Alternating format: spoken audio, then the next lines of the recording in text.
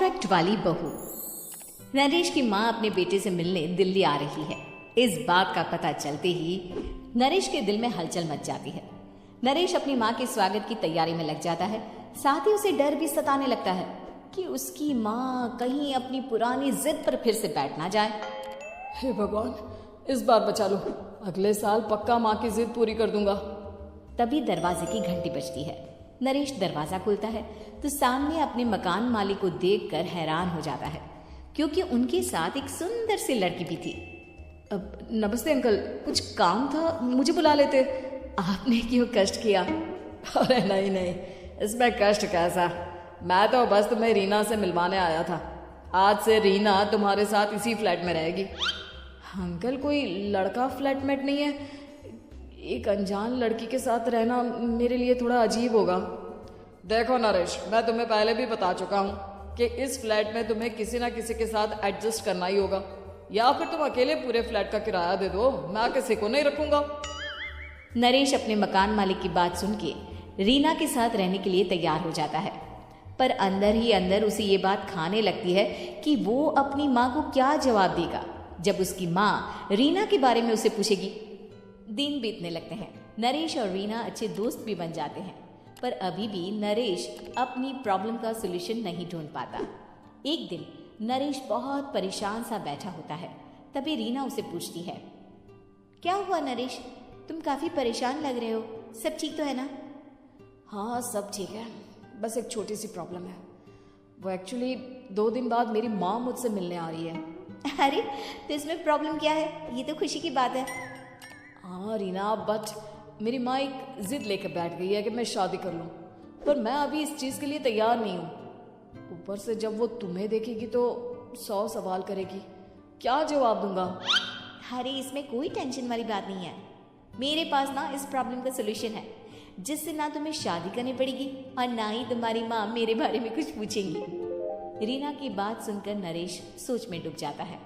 वो सोचता है कि रीना खुले ख्यालों वाली लड़की है, कहीं माँ को सच बता ना दे। नरेश को सोच में डूबा देखकर रीना कहती है, अरे क्या हुआ, किस सोच में पड़ गए? डोंट वरी, जैसा तुम सोच रहे हो ना वैसे कुछ भी नहीं है, मेरे पास एक प्लान है। मैं कुछ समझ नहीं पा रहा हूँ, कैसा प्लान? मैं समझाती हूँ। हम ना एक कॉन्ट्रैक्ट मैरिज कर लेते हैं। फिलहाल मेरे पास जॉब नहीं है, तो तुम इस रूम का किराया दे देना जब तक तुम्हारी माँ यहाँ रहेंगी, सिर्फ तब तक। और तुम अपनी माँ से कह देना कि मैं तुम्हारी पत्नी हूँ, इससे वो मेरे यहाँ रहने पर कोई सवाल भी नहीं करेंगी। अरे बात तुम्हारी ठीक है, पर माँ से झूठ बोलना, ना ना पापा, मैं ये रिस्क नहीं ले सकता। कोई और आइडिया दो ना तुम। देखो मंजूर हो तो बोलो, वरना सच बता दो, मुझे कोई प्रॉब्लम नहीं है। रीना की बात सुनकर नरेश सोच में डूब जाता है। बहुत सोचने के बाद जब उसे कोई रास्ता नहीं मिलता तो वो रीना के बताए हुए रास्ते पर चलने के लिए तैयार हो जाता है। वो रीना से बात करता है और अपनी माँ की पसंद और नापसंद के बारे में बताता है। रीना भी नरेश की सभी बातों को ध्यान से सुनती है ताकि कहीं उससे कोई गलती ना हो जाए। आखिर वो दिन भी आ जाता है जब नरेश की माँ उससे मिलने दिल्ली आ जाती है। नरेश अपनी माँ को फ्लैट पर लेकर जाता है। जैसे ही नरेश की माँ फ्लैट के अंदर जाती है, रीना उसके पैर छू लेती है। ये देखकर नरेश की माँ थोड़ी घबरा जाती है और नरेश से पूछती है, अरे बेटा नरेश, ये कौन है? माँ, ये आपकी बहू रीना है। माफ़ी चाहता हूँ, सब कुछ इतनी जल्दी में हुआ कि आपको बता ही नहीं पाया, इसलिए सोचा कि क्यों ना आपको सरप्राइज दिया जाए। अरे बेटा, मैं तो बस तेरा घर बसा हुआ देखना चाहती थी।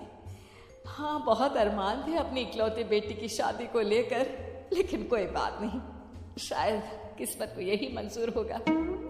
ये कहते ही नरेश की माँ रीना को गले लगा लेती है। रीना बेटिया, मेरा बेटा ना थोड़ा नादान है, पर तुम काफी समझदार लगती हो और मैं जानती हूँ कि तुम इसका बहुत अच्छे से ध्यान रखोगी।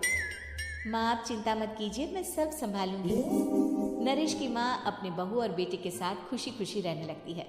दिन बीतने लगते हैं। नरेश की माँ और रीना का रिश्ता बहुत मजबूत होता चला जाता है। वो दोनों सारा दिन एक साथ रहती और खूब बातें करती। इधर साथ रहते रहते नरेश और रीना भी एक दूसरे से प्यार करने लगते हैं।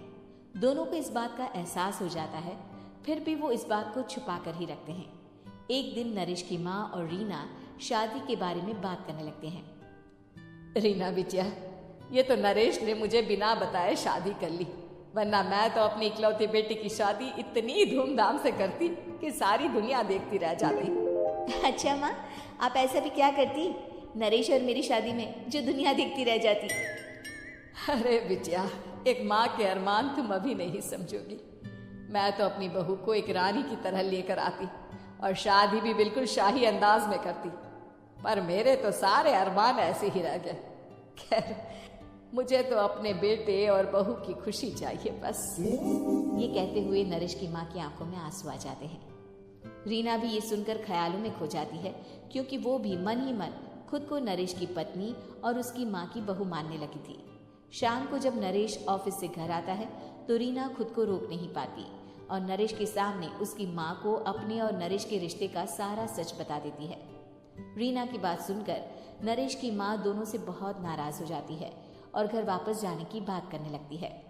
तुम दोनों ने मुझसे सच छुपाकर बहुत ठेस पहुंचाई है मुझे। अब तुम लोगों के साथ नहीं रहना चाहती मैं, कल ही वापस चली जाऊंगी अपने घर। माँ, मुझे माफ कर दो, ये सब मैंने रीना के कहने पर ही किया है, वरना मैं भी आपको कभी ठेस पहुंचाने के बारे में सोच भी नहीं सकता। हाँ माँ, हमने ये सिर्फ आपका दिल रखने के लिए किया, प्लीज़ हम दोनों को माफ़ कर दीजिए। तुम दोनों ने मेरे अरमानों के साथ खिलवाड़ किया है, और वैसे भी मुझे अपने बेटे के लिए एक अच्छी लड़की ढूंढनी है, इसलिए मेरा यहाँ से जाना ही बेहतर होगा। माँ की ये बात सुनकर रीना खुद को रोक नहीं पाती। माँ, क्या मैं आपके घर की बहू बनने लायक नहीं हूँ? रीना की बात सुनकर नरेश हैरान रह जाता है। नरेश की माँ भी कुछ समझ नहीं पाती। मैं कुछ समझी नहीं, आखिर तुम कहना क्या चाहती हो? माँ, मैं वो नरेश से बहुत प्यार करती हूँ और साथ ही साथ मैं आपको भी अपनी माँ मान बैठी हूँ। आज जब आपकी बातें सुनी तो खुद को रोक नहीं पाई, इसलिए सारा सच आपको बता दिया। रीना की बात सुनकर नरेश की माँ की आंखों में आंसू आ जाते हैं और वो अपने बेटे नरेश और रीना को गले लगा लेती है। मेरे घर की बहू तो सिर्फ रीना बिटिया ही बनेगी। मैं आज ही तुम दोनों की शादी की तारीख निकलवा दूंगी, बस एक बार तुम्हारे घर वाले मान जाए। उसी दिन रीना के माता पिता भी उनके फ्लैट पर आ जाते हैं। दोनों परिवार आपस में बैठकर बातें करते हैं और शादी के लिए राजी हो जाते हैं। रीना भी कॉन्ट्रैक्ट फाड़ देती है और कहती है, सही मायने में मैं अब बहू बनूंगी, अब तक तो सिर्फ कॉन्ट्रैक्ट वाली बहू थी।